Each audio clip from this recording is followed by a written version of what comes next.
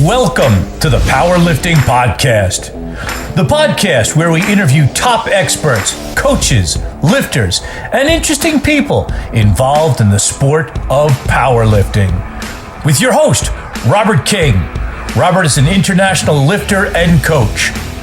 Ladies and gentlemen, the bar is loaded!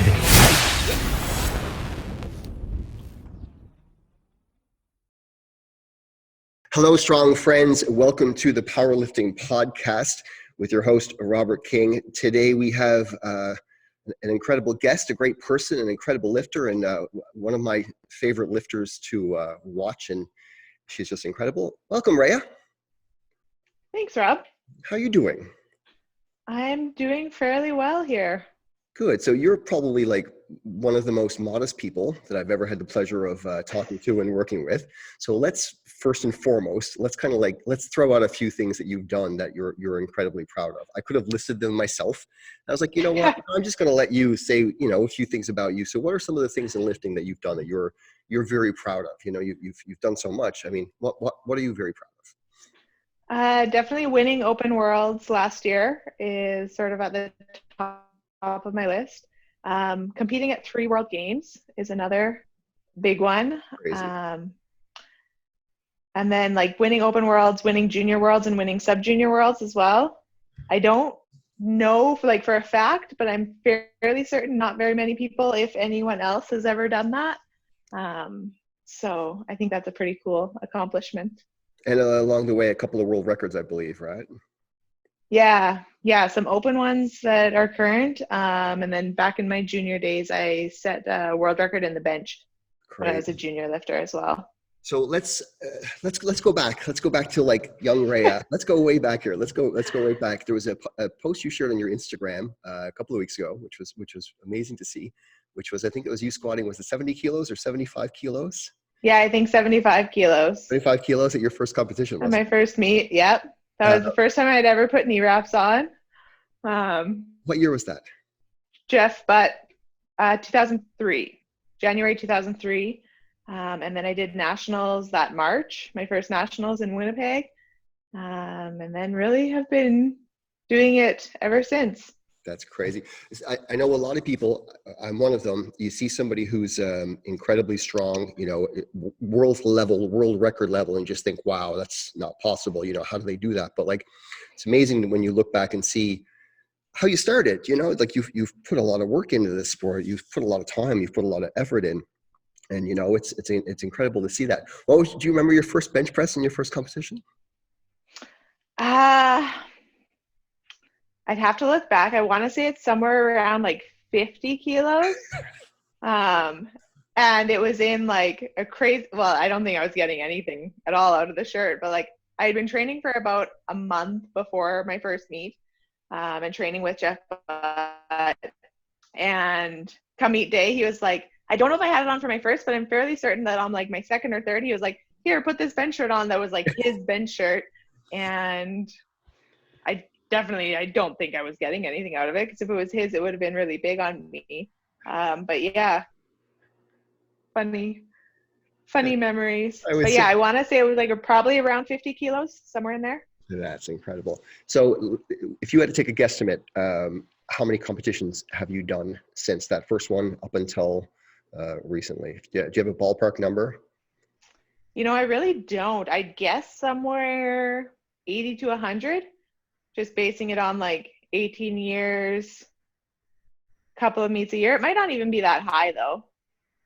There's been years that I've competed 4 or 5 times, and there's been years that I've competed probably 2 to 3. So yeah, I would have to look back.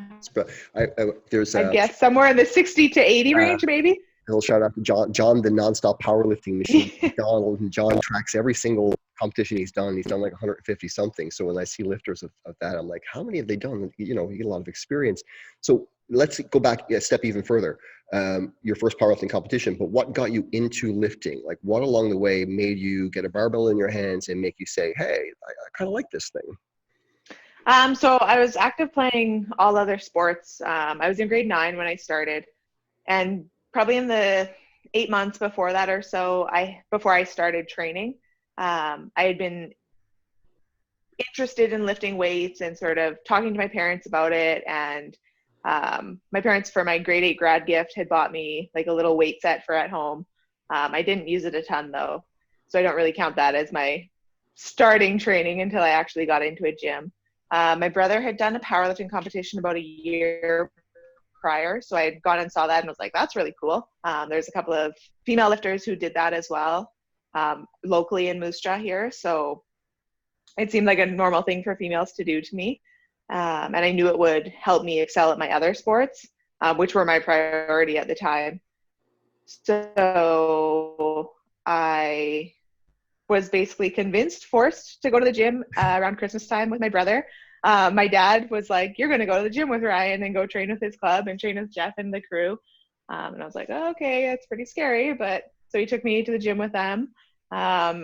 He was home for Christmas from university, and then he went back sort of the following week, and I was to go and train with Jeff and just sort of keep at it. I remember the first day from school calling my dad, crying, being like, I don't want to go, they're scary, I can't do this. And my dad was basically like, suck it up, like, you're gonna go, you'll be fine, you were there last week with them and it was fine. So yeah, I did suck it up and I went, and yeah, probably about 3 or 4 weeks later I did my first meet, and then like another 2 months later did my first nationals. That's awesome. You mentioned a few times Jeff Butt. I mean, let's tell a little story. So how did you connect with Jeff, and Jeff got you into lifting, which is a pretty amazing thing. And Jeff got me into equipped lifting as well. He's had a huge impact on powerlifting and the sport of powerlifting in Canada, and at the world's level, he's an incredible coach. How did Jeff get you going? You just kind of like went in the gym one day and Jeff's there, and next thing you know, you guys are lifting, or? It more ties back to my brother. My brother had connected with him when Jeff was working at the Y, and my brother was going there to try and get stronger for football. So they had connected, and Jeff was who got my brother Ryan into the sport. So he was coaching my brother at that time. I know my brother has a story about, like, Jeff used to work the front desk at the Y, and Jeff's a Newfie living in Saskatchewan. So at that time he had a fairly thick accent, and like Jeff would talk to Ryan as he was coming in, and Ryan would just be like, I have no idea what you're saying, and keep going, sort of thing. The question is, did Jeff Butt dress as handsomely then as he does now? Was he still a sharp dressed man back in those days, or did he progress into the sharp dressed man that he is now? I would say he was always fairly fashion conscious. That's too awesome. I love the stories. There's a lot of history there for sure. And I remember when Jeff was training me, and he would just tell a little story here and tell a little story there. And it's important things. You know, we always get caught up in the numbers and the lifting, but the stories and stuff behind it are always a lot of fun too, you know? For sure. So you basically started in lifting, probably did, I would say, almost every national, I'm guessing, after that, once you started? Yeah, I've done every national since 2003. That's crazy. It's a lot of competition. And then 3 World Games. For most powerlifters who are listening to this that know, World Games is like the Olympics for powerlifting. It's every 4 years. It is very similar, but also very different compared to a regular competition. And it only happens every 4 years. And you've done 3 of them, which is pretty amazing. And you were getting ready for the one coming up in Birmingham as well now. And basically, I'm guessing, and when everything with COVID hitting now, that's put off till next year so far. Yeah, so it was supposed to be 2021. This year is supposed to be a qualifying year for it. So now the games is in 2022. I assume that next year will just be the qualifying year, and I'll get pushed back, but we haven't actually heard anything official about qualifying yet. Yeah, let's hope on that. Okay, so let's talk like experiences. You've traveled all over the world. You've had some amazing experiences. Like, what are a couple of the top places that you have competed at that really stood out to you, that you know, from travel and life perspective, that you really enjoyed? Not competing, just like cool experiences travel wise.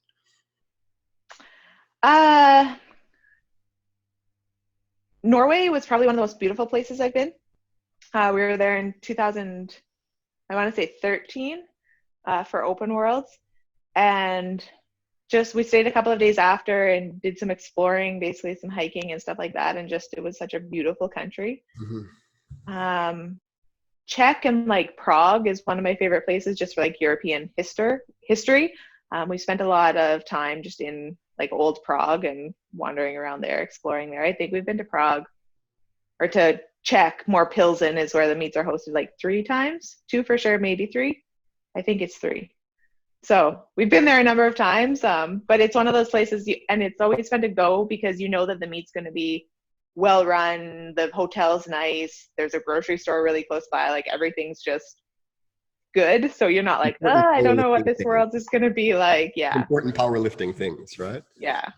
Let's talk competition. I've had the pleasure of seeing you compete a few times, and it's an incredible thing to watch. What are some of your proudest moments? What are some of the things you've done? So many competitions, but like, what are a couple of things competing wise where you look back at those memories and you're like, you're very proud of those accomplishments and what you've done?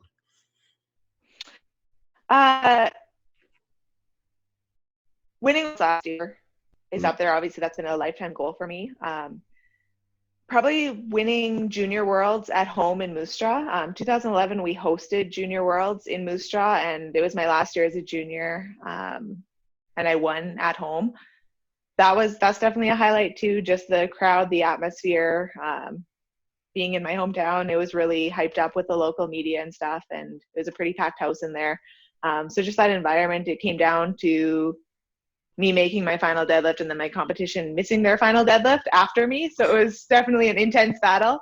And yeah, it was one of those, it was a crazy time leading up to that because I was involved in the organizing of the event, as well as competing. So probably not the most ideal circumstance, but just sort of the memories of that are definitely on my highlight reel. Junior world champion, and now this year in Dubai, open world champion. And I know that was a bittersweet victory for you, and it was an incredible experience to watch and just see you guys work. And it was a good battle. Your lifting was really good. I'm going to say one thing because I've always admired you as a lifter, and to watch you this year when you missed those benches, and they were so picky, like. Like they were like 7 people on the jury, looking for faults and stuff like that. And I had to share a little story. Is I was kind of just watching you, and I always watch and learn and pick up things. And you were like cool as a cucumber, all right? And you just didn't bother you. You got it, take it away. Got it, take it away. And it was a world record bench too, I believe. And you were cool as a cucumber. What goes through your mind when you're in a situation like that? It's a very stressful situation.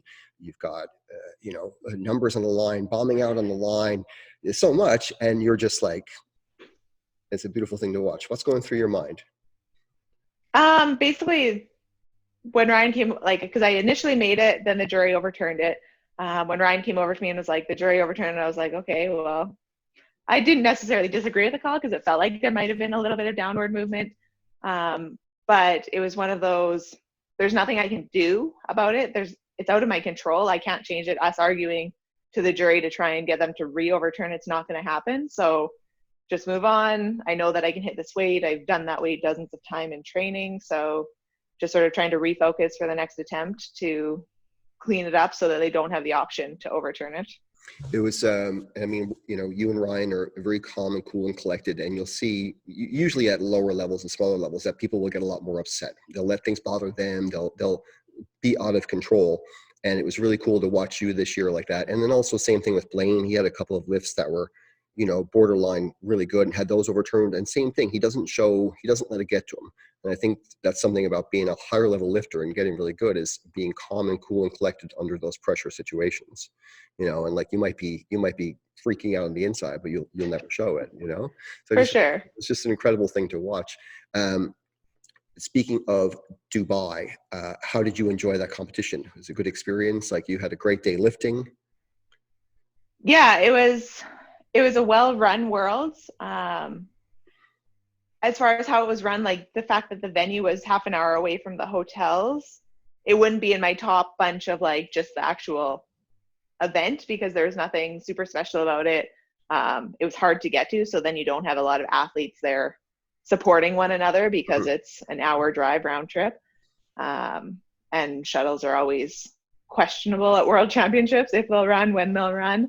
And it's just one of those things you get used to as you go on. Like that's one thing that I often tell people who are going to their first Worlds. It's like, don't be expecting like this is going to be the best of the best meet, like that everything you're going to be catered to as an athlete. Like go in, be prepared for basically anything. Like don't rely on the transportation. Don't assume that things will be there. Like, just control what you can control and figure out solutions to problems before they actually arise. Without a doubt. And it's, I mean, you've done a bunch of championships, you know that some worlds go smoother than others, but you just sometimes don't know what to expect. And, you know, you'll see the experienced lifters, they plan ahead, but they're also able to roll with the punches a lot better. For sure. A lot of new lifters that'll come into the world's level and they're like freaking out over everything. And it's like, this is just going to burn you out and make you tired. It's not going to do anything, you know? Dubai, you also had, your bench presses were incredible. I mean, I've watched your bench press progress over the last couple of years, and it's just been, you know, you don't have to give your secrets. I'm not going to, you're going to, you know, you can keep some of those, but what is it, what so much are you doing with your bench press that's allowing it so much to kind of like keep progressing at such a high level? And equipped bench is such a very technical, crazy thing. Unless you've done it, it's a very different thing, but your bench has really kind of soared recently.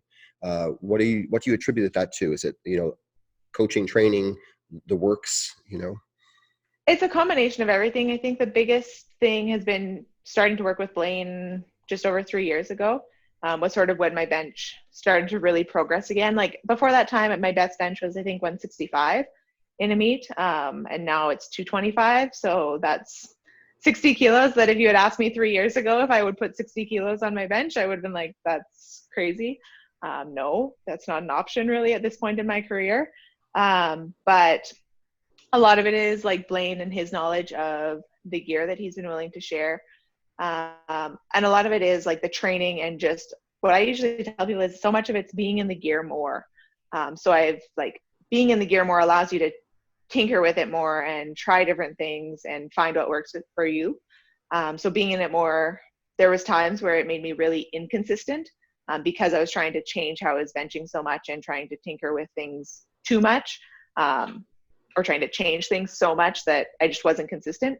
Now I've gotten to the point where everything how I'm benching is consistent. So if I change one little thing, if you think of it like as a board of dials, like I change one dial, see if that works. Okay, that didn't work. Go back to what it was, try something else.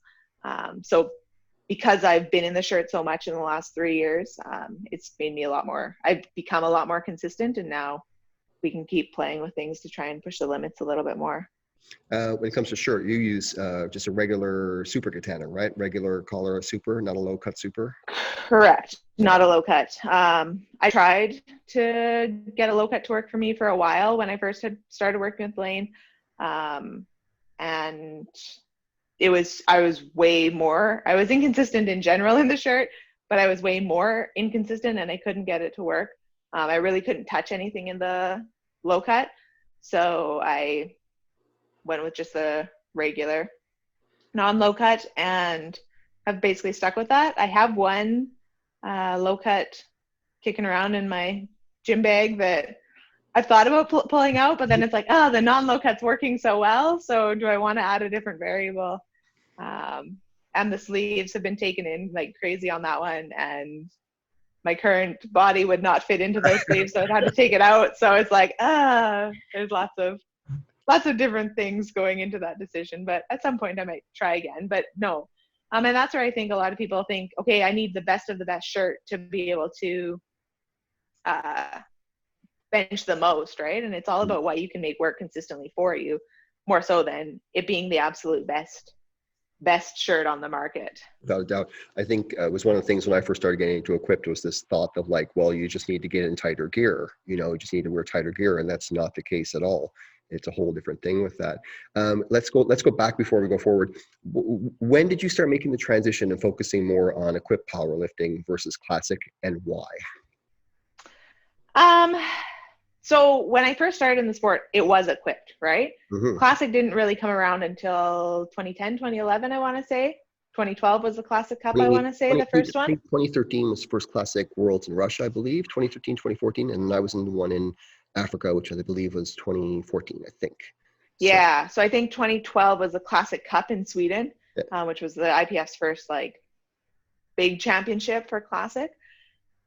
So equip's always been what I've done, because there wasn't really powerlifting. You might do a meet with just knee wraps, but you'd probably have knee wraps and a bench shirt on, and that was raw at that point in time, right? So equip's always been a focus of mine. When Classic came out, it was like, okay, yeah, I train Classic 80% of the time or 90% of the time. So it's a natural extension of the Equip stuff. Probably since the last probably 3 years or so, it's been more of a focus on Equipped, which isn't entirely true because I did Classic Worlds in 2018. And that whole block I was devoted to just pushing my Classic numbers. But right now, all of my goals relate to my Equipped stuff, and pushing things there. That's not to say I won't do another Classic meet, but I don't see any on sort of my next So like what 2-3 year plan. What draws you more toward now? the Equipped side? So like, I compete Equipped. You're obviously very experienced in Equipped. For a lot of people who are listening to this who probably have no idea what Equipped is and are just thinking like, well, no, that's just crazy. It's just silly, this and that. What is it about Equipped that you like and that kind of like pushes you to keep going forward and focusing on that more so than Classic? To me, there's more of a technical element to it. Like obviously you can lift more weights, so that's always exciting. But there's so much more. It's not just you put on the gear and it does the work for you.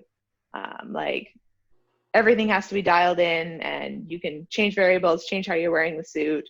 Like you said, how tight or how loose you're wearing it, how you're wrapping your knees, how you're wearing the bench shirt, where your sleeves are, where your chest panel is, all that. So there's so many more variables, which to me, it makes it more exciting. Like a Classic meet and training Classic is so easy.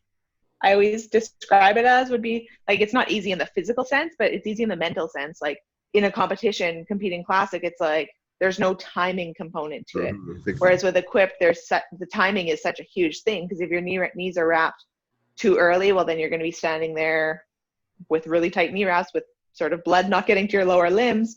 Or if they're wrapped too late, well, then you might time out your lift or not have time to get your setup how you want it to be. So it's just another element. So with Classic, it's like, okay, my belt's on, my wrists are wrapped, pop my belt tight, and I'm ready to go. Like there's not that timing element. Bryce and Ryan's podcast there, the first edition 2 days ago, and Bryce was talking about that basically of how, he's up for squats and it's like, okay, might as well get my belt on now and okay, time to go out and do all right, squat. I'm ready to go. So I find it really hard to get up for Classic lifting, because it's like there's part of Equipped lifting and part of my getting psyched up is wrapping my wrists, getting my knees wrapped. Like there's that whole process. Whereas with Classic, it's like, all right, wrists are wrapped. Oh, bars loaded. Okay, like it's just different.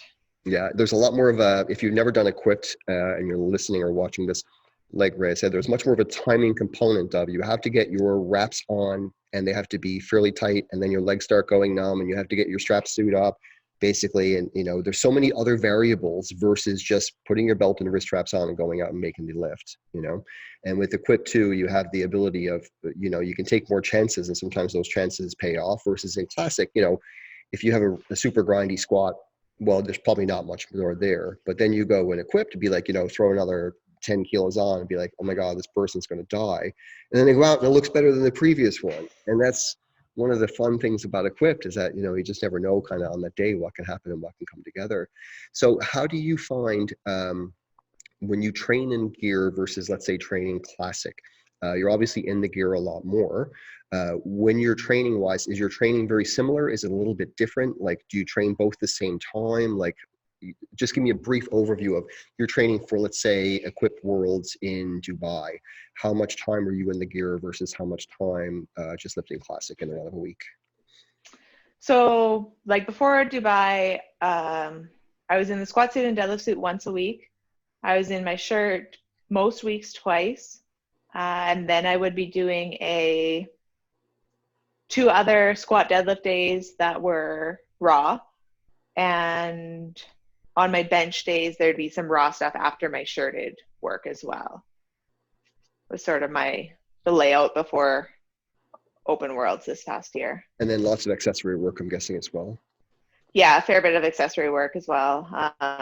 So I'll usually have 2 to 3 barbell movements for all of the lifts on my days, and then 3-ish accessory movements that day as well. like with dumbbells, cables, bands, whatever.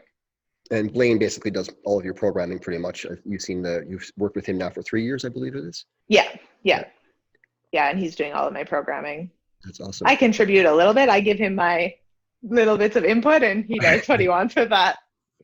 The magic band of equipped. Okay, let's change things up a little bit. Let's talk women in the sport of powerlifting.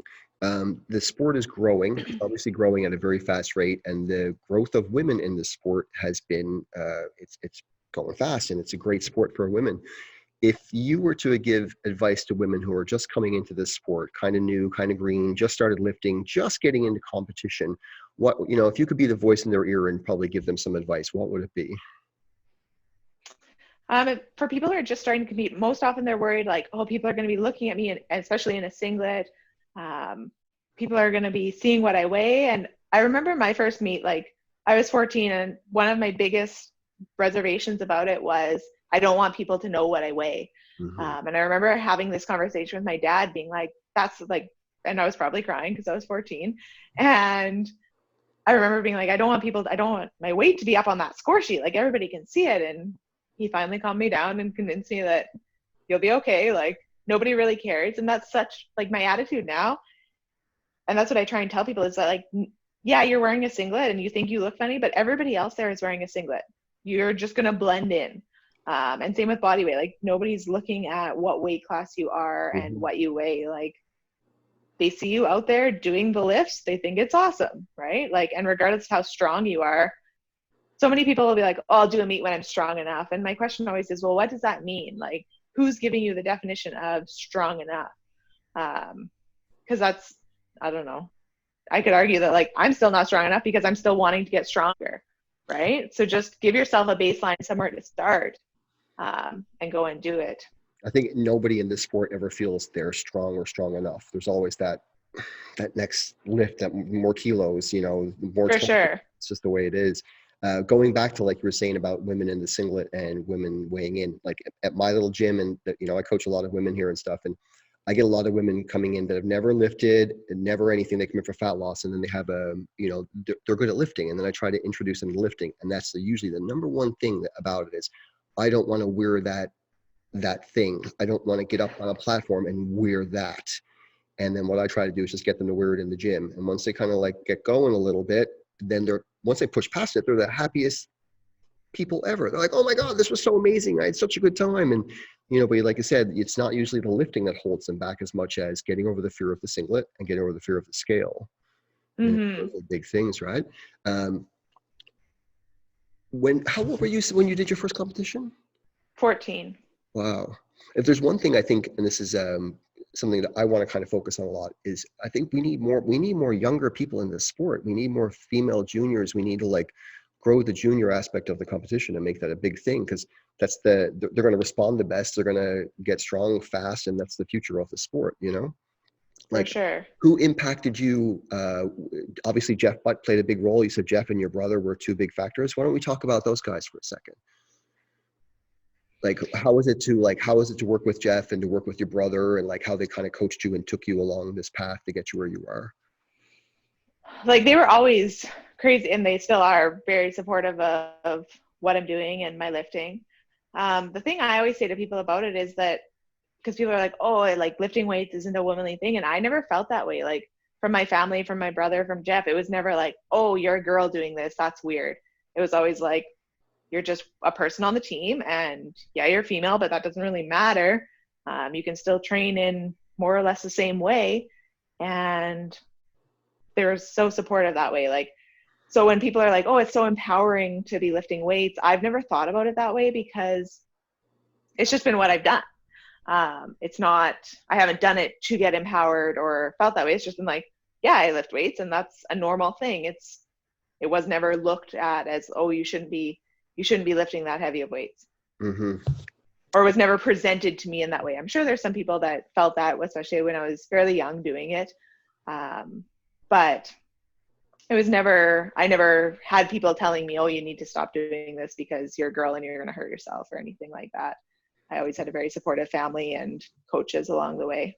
It's a great sport for women. And speaking of that, you do need your coaches. You do need a support team. Powerlifting is, it's you on the platform, but it's your coaching, it's your team, it's everybody that's around you that's helping you to get where you are in order to do what you do. It's a very team-based sport.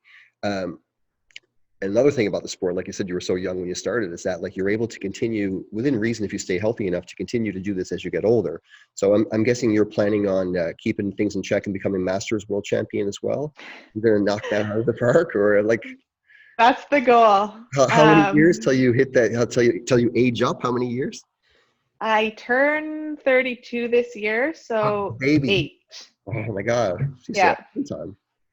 You got a long time to do. Yeah, I remember in 2011, actually, we were at Master Worlds in St. Catharines, and we went out for supper with Wade Hooper, who's a English lifter from the States. He hasn't been around for a number of years, so a lot of people might not know that name, but he had just won Master Worlds, and he actually won Junior Open and Master. And I remember my cocky little junior self was like, yeah, Wade, I'm going to one-up you, and I'm going to do sub-junior, junior, open, and master. And I remember him saying to me, he's like, that's awesome sort of thing, but open's the hardest one. Like, that's a tough one. And at that point in time, I was like, yeah, but I've won juniors and sub-juniors. Like, I placed second at open in 2008. Shouldn't be that bad. Well, it took another 8 years to do it. But finally I got it done this year, so now I can check that off my list and wait till Masters here. It's only 7 or 8 more years of heavy, competing and equipped lifting to keep you in the game. Hopefully defending the open title here, but we'll see what happens. Yeah, for sure. Yeah. Just hang in for that long game. Speaking of Masters Worlds, I was listening to that podcast with Ryan, and he's eyeballing Masters Worlds here in St. John's next year. He's going. Yeah, he turns a master next year, so. That's awesome. Just trying to peak for that right now. Just a really long peak. That's the only good thing about getting older is that, like, as you age up to that other class, that's the only good thing that's about it, right? Like, it's powerlifting is great. It's like, oh, you're how old? Oh, that's awesome, right? Anytime else in life, you don't want your age to go up, but in powerlifting, it definitely has its benefits. For sure. With everything going on now with coronavirus, I've been watching your updates and training and stuff like that. You guys seem to be doing a lot more. You got back in the shirt yesterday, I believe, or back in the squat suit. So most of your training now has been classic, I'm guessing, and just slowly getting back in the gear. Yeah. So basically, like, the gym shut down here mid-March-ish. And it was, I think, like a week or 2 weeks after nationals, the things started to shut down. So I hadn't started back on a program. We were actually supposed to be going on a vacation to Florida. So it was like, okay, once I get home from that, I'll start. And then that got canceled. So I had a couple of days of being like, I don't know what to do. Like, everything's shutting down. Everything's closed. I'm panicking. We have no idea when we're going to compete next. Mm-hmm. And then I talked to Blaine, and he's like, you just need to get on a program. Like, just do something that's focused so that that's normal for your life. And I'm like, yeah, you're probably right.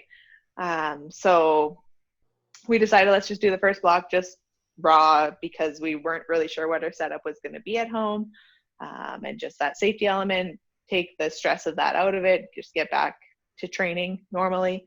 And then the second block that I'm in here, we added in some shirted stuff and some suited stuff just to keep experimenting and keep tinkering, basically. How did it feel to get back in that squat suit and the bench shirt after that bit of a break? Was it the initial, like, kind of like, whoa, or was it not too bad? It wasn't as bad as I thought it was going to be.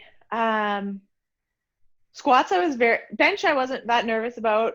The safeties, I've dumped it to the safeties enough times. And Ryan's there, but it's not quite the same as having 2 people on, or 1 person on each side. But it's like, we'll be okay. Squats, I have a tendency for the bar to roll down my back and then need help to get back into the rack. So that's what I was most nervous about for squats on Sunday. It didn't roll at all. I think I was really forced to be tight, and I was keeping it quite a bit lighter too. So it went better than I had anticipated. But I think it could be a good thing sort of in the long term, just forcing me to be a little bit more in control with the squat bar and not letting it have that roll, because I need to be able to help get it into the rack, because Brian can't lift me and the weight into the rack. It's awesome. Yeah, it's really, you know, when you train classic for a while, and even if you've been in gear, there's always this like kind of like initial like, whoa, right? So it's been interesting to kind of like watch you from a distance to see you get back in the shirt, and it's just like riding a bike. It looks like, you know, I mean, you're obviously pretty good at what you do, but it didn't look awkward in any regard. It looked just, you know, completely smooth, right? Yeah, it definitely felt not as dialed in as it was before nationals. But I know in a couple of weeks it'll start feeling better, and again, like I said, I can just start experimenting with things, playing with things a little bit more then. Let's talk something a little tiny bit different, just a touch. Yeah. Nutrition. I've noticed basically you pay a lot more attention now recently to basically tracking your macros, paying attention to nutrition and keeping your body weight in check.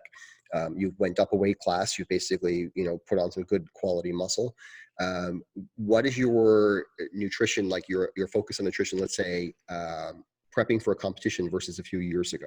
Have you paid a lot more attention to the nutritional aspect of things along with your training, or is that something that's always been there? Yeah, in the last probably 5-6 years, I've definitely paid more attention to my weight and not let myself have as big of fluctuations sort of in my off seasons. I used to let myself gain 5-8 kilos and then, all right, now you got to start taking it off again. The last few years I had gotten better about like living heaviest was sort of 74, living sub 72 most of the time. So I wasn't cutting weight, which makes life a whole lot easier when it comes to the competition, because you've removed that element. And then with Equip too, it helps because your body weights, you're not 3 kilos lighter than you've been in training. So the gear is fitting totally different. Now going up to 84, I'm still trying to keep my nutrition more or less the same, just eating more to keep the body weight up here. But yeah, it's nice not having to cut and not really having to worry about that aspect of it. So yeah, it's definitely a little bit more fun when you can eat versus not eating as much and then worrying about your weight. It's definitely people are much more pleasant usually when they're going into competition and like not worrying about their weight versus when you're having to, especially for sure. how higher levels where that 0.1, 0.2 of a weigh-in is going to make a big difference, you know? Let's change it up again. Let's talk about your puppy dog. So anyway, if you see Rhae and Ryan's videos and stuff, and they've got a beautiful puppy dog that goes out and is there when they're lifting. And I'm lucky enough at my gym when I lift that my boy Kai is with me. Tell us a little bit about your puppy. Yeah, she is 9, I believe. She's a yellow lab. Her name is Kilo, and this whole stay at home, train at home thing, she's absolutely loving because we're home most of the day and she gets way more attention than she normally gets when we're working and out of the home. And especially training, because we're training at home, we bring her over to the garage and let her hang out in there. And she's pretty good about staying off the platforms and when we're doing sets and just staying out of the way. When she was a puppy, she did come to the gym with us. So I think some of it's from training then that she sort of knows where she should and shouldn't be.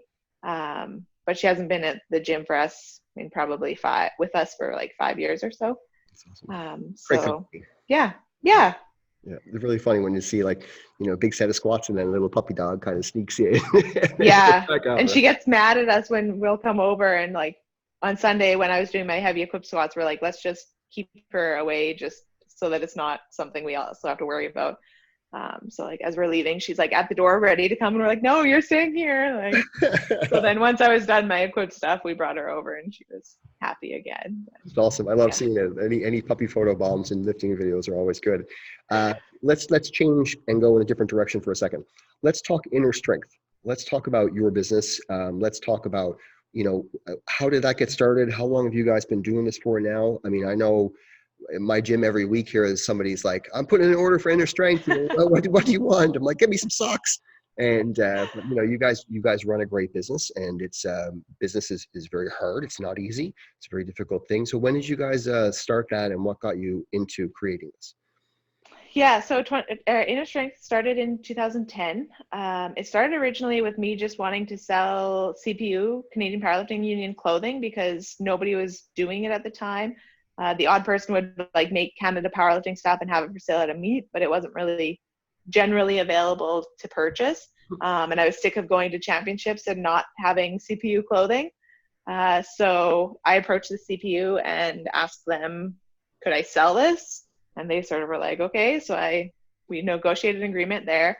So it initially started just selling CPU clothing. My dad had been like, at that time, been like, you need to create an actual business to operate this through, just to sort of protect yourself, and you never know what you could do in the future with it. Maybe some personal training, maybe there's other lines you could sell, but let's get you sort of set up and started right with it so that you have options down the road. So then that was 2010. In 2011, we started selling the first lines outside of sort of inner strength stuff and CPU stuff was Rhae Band and Inzer. We got those sort of summer of 2011, I believe, right before I hosted Junior Worlds, because we had them for sale at Junior Worlds. And then in 2012 or 2013, I want to say 12, we started selling SBD when they were just a brand new company, only sold knee sleeves and singlets.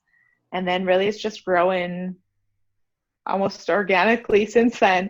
It's definitely bigger than I ever imagined it would be.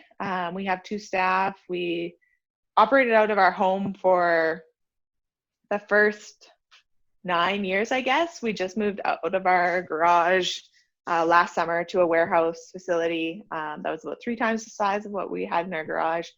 So definitely it's given us the ability to have more inventory now, just more space that way. So it's given us some more opportunities there. Yeah. It's awesome. It's great to see it. I mean, and powerlifters are a very supportive community, and you need quality equipment. It's just something that you can lift in a t-shirt, but realistically, you're probably gonna need to use some quality gear at some point to keep your body safe and keep it strong. There's something I was gonna ask you. I can't remember. Okay, I'm gonna tell a little funny story though. This is a little story from this year in Dubai. So I was there, and it was like I was helping you guys. And, I was going through my little fat kid phase, so I wasn't making weight for a competition. So I was kind of just eating everything in sight, because usually when I go and compete or coach, I'm usually making weight, so I can't eat until afterwards. And I remember hanging out with you, and there was a bunch of cookies down by the floor. And I was like, are those your cookies? And you were like, no. And I was like, shit. And anyway, and you were like, I don't have anything to give you. So I had a little pouty, sookie hunger moment, because I was not clearly starving. I was just looking for some chocolate. And the next day you came in and you gave me like a box of chocolates, a box of cookies. And it was the sweetest thing ever. And I just want to share that story, because like a lot of people probably only see like game face Rhaea, and they just see like how intense you can be and stuff like that. But you were like one of the most considerate, kind people in this sport. And this is one of the reasons why I wanted you to be my first podcast for a woman, is because I love women in the sport. I love women in powerlifting. But I just want to say thank you for those cookies. And they were fantastic. You're welcome. The next meet, I will be the one providing you some cookies. I felt so bad, because usually like I'll have food that just is a generic food bag, and for whatever reason, I'd only brought like my gels and that sort of thing. I forgot Gatorade that day. Like it was out of the normal, but yeah, usually I have like more stuff that'd be like, yeah, help yourself. But I just hadn't felt like grabbing a bunch of food. So I only bought like the little bit of stuff I needed, and it was pretty funny. Anything for you? I was like a little happy kid face. I was like, oh, cookies. So it was pretty funny. So obviously, there's not much on the powerlifting scene as of right now. We really don't know what's going on. But kind of like, what's next for you in competition? I'm guessing you're still eyeballing Norway and hoping things are going to work out there. Yeah, assuming Norway's a go and it's safe to travel, that will be sort of the next thing. The plan had been to do North Americans this summer. Mm-hmm. Because it was going to be a qualifying event for the World Games. I've heard that it's canceled, or I saw on Facebook that the CPU posted that it's postponed, I think, North Americans. So even if it does go ahead, I don't think we'll go, because it's not a qualifying event. So likely just Open Worlds in November will sort of be the next thing. But it's all so up in the air right now. Yeah,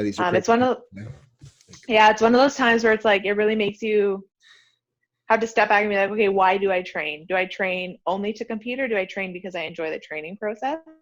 And for me, I know like the first 4 weeks of actually getting back into training, but without really knowing what's coming next. There was a lot of days where it was like, I don't want to train, like, and it's such a different environment because you're not going to the gym. It's like, oh, we have to walk 10 feet to our garage. Like, do I really want to train? And it was like, no, like Ryan and I made each other accountable for it, and was just like, nope, today's a training day. Like, we need to go over there, get your work done, and it is what it is. But it's a really sort of weird time in that you don't know what you're training for necessarily. You can have all these grand plans, but the world's sort of in turmoil right now, as we all know. So really different. Hey, I mean, like, you know, if you're a competitive powerlifter, you're probably always eyeing the dates of the next competition, you know, how many weeks out you are from this one, how many days out from this one. And now all of a sudden, like, all of us have our calendars been cleared. And I went through the same thing. I saw Ryan's post basically, and your post, and, you know, just getting back to training, you know, just to get under the bar and lift and just go back to like what we enjoy doing. And even without a competition looming or anything, I think we also like that feel of a barbell on our back and in our hands, you know. How now is your training going? Like, just kind of like not pushing too hard, just kind of maintaining a little bit now until we know what's going on? Like, any plans training wise leading up to this? Like, we're just gonna do whatever Blaine tells you to do. Basically do whatever Blaine tells you to do. Like, it's just a generic, like, I'm getting 4 weeks at a time right now. I would guess he doesn't have very much of a long game plan because we don't really know what the long game is going to look like right now, but just, yeah, really trying to just keep getting stronger. And part of getting back in the gear was just to keep sort of greasing that groove. And I think of it sometimes in terms of like just trying to increase the openers. If you can increase openers, then third attempt should be higher. So trying to keep sort of within what's safe is a big thing too, because we've had discussions. It's like, okay, let's do things that keep us out of the hospital, like, because that's not a place that anybody wants to be right now. So just trying to get stronger really without any general, okay, we're peaking for this event. By the time anything's announced, I think we'll still have lots of time to get like a full properly programmed cycle in. So definitely. When you let's different question. Let's talk goal setting. Like, you're a very driven, motivated person. How do you, or what do you do for your goal setting? Like, do you use like a pen and piece of paper? Do you write it down? Do you journal? Do you do any of these things? Like, what is it that like kind of like, you know, makes your brain go the way it goes to go after what you do? I would say most of my goal setting is just in my head. I'm not big on like writing things down or journaling. I've tried to, and mostly because like you see people do it online and it's like, oh, it looks so pretty. But it's just not how I envision things. Most of it's just in my head. Like, the thing with goals right now, part of it for me is that I'm hitting numbers now that 3 years ago I wouldn't have said were possible. Mm-hmm. Right? So my mentality now is almost like, I don't know what the limits are, right? And I don't like to think in terms of, okay, if I can bench 227.5, that'll be good. Because once you hit that number, like, there's still going to be more. And I also think that some people who set goals with specific numbers, and not that I'm saying that's a bad thing, but when you hit them, then it's like, okay, great. Like, I've accomplished that. And it's like, so you'll see some people where they hit it and it's like, that was amazing, but it's like, okay, now I'm done sort of thing. They step back that way. Whereas for me, it's like, okay, like when I first started working with Blaine, I was sort of knocking on the door of 600, and I had been for 10 years for like a total of 600. And at this point it's like, okay, 700 is a realistic possibility.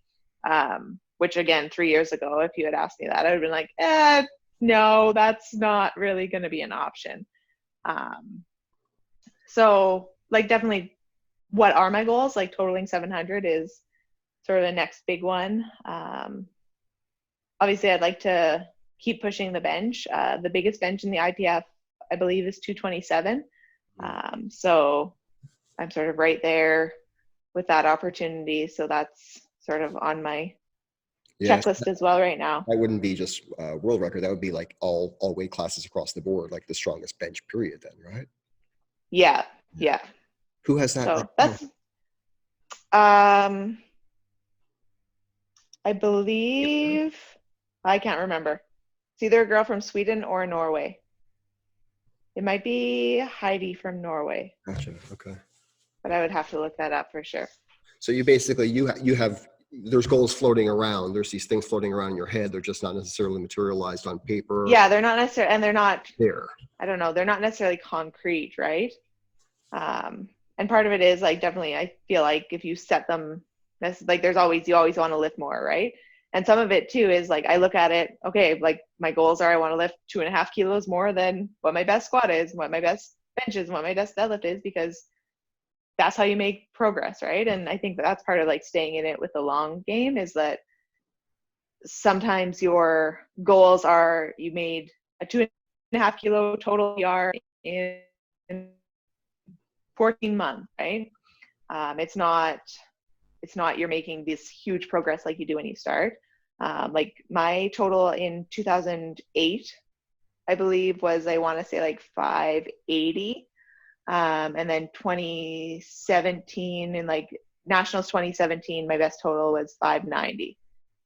So in 9 years, I put 10 kilos on my total, which works out to like 1 point whatever a year, right? So yeah, it's a lot of work for 10 kilos, but it comes back to like, I had some squat PRs, but then it's very rare that everything PRs on the same day, right? If you do, then you get those huge total jumps. But yeah, I guess with goal setting, I don't have a magical formula. I don't have, you have your own. I don't have this, I don't have this beautiful thing that I do. It's like, I just want to lift more weight. I just want to get stronger. I love it. Is there anything that you would like to add? Is there anything that you would like to say to everybody listening? Is there anything that you would like to share at all? I think right now, in the time that we're trying to train in, and some people, like, we're so fortunate in the amount of equipment that we have, and we're able to train more or less the same. Like, all of the equipment in my garage is all that I would need, and I could train forever like this, right? If you do have that equipment, like, look at your why and figure out, okay, what's going to encourage you to train? What's going to motivate you to get in the gym? Is it that you need a program? Is it that you need to maybe hire a new coach so that it's just something new? I've talked to a couple of people lately about that in regard to training and nutrition, because just everything's so up in the air right now that they're like, I'm having a hard time sticking to anything. And I think, to me, what could be really useful is just starting something new, whether that's just a new program that, okay, I'm going to hammer out these next 2 weeks, 4 weeks, 6 weeks, whatever it is, and just something to accomplish. So finding those small goals and small things that you can sort of check off, instead of being like, well, I don't know when I'm going to compete again, so I'm just not going to train at all, or I'm going to throw my nutrition to eating whatever junk food I want all the time. Just sort of taking it day by day and moment by moment, and trying to sort of make progress and do things in the positive direction there. Yeah, I think structure and accountability. I mean, I'm sure everybody who's listening to this, whether listening to it next week or a year from now, I think it's different times for everybody, and it's very hard in ways to stay motivated and stay on track. And like you said, whether it's hiring a coach, getting a program, getting a different training goal, something just to kind of like keep you focused and keep your eye on the prize and stay positive now during everything that's going on. It's been a pleasure. I've really enjoyed talking with you and stuff like that. And thank you for taking your time to do this. I really appreciate it. And hopefully I will see you soon, and all this will pass, and we'll share some cookies, and we'll share some lifting and stuff like that.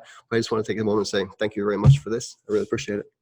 You're very welcome, Rob. Thanks for having me. No problem. So this is the PowerLifting Podcast with Rhaea Stinn. I will post all of her information down below. Be sure to follow her on Instagram, and be sure to check out Inner Strength Products for the best lifting gear. I am a customer. A lot of people at my gym are customers, top-notch gear, and you're helping and supporting great people. Rhaea, thank you kindly, and I look forward to the next one. Thanks, Rob. Cheers. Thank you for listening to the PowerLifting Podcast, and I hope that you enjoyed the show. If you did, please be sure to like, share, comment, and all of those wonderful things. If you want to find more information on the PowerLifting Podcast, you can check us out online at thepowerliftingpodcast.com. You can also find us on Instagram, YouTube, and all of those other wonderful media sources. If you have any suggestions for us on who you would like to see on the show, you can send us a message, or you can also email us at powerliftingpodcast@gmail.com. We look forward to hearing from you, and thank you for your support.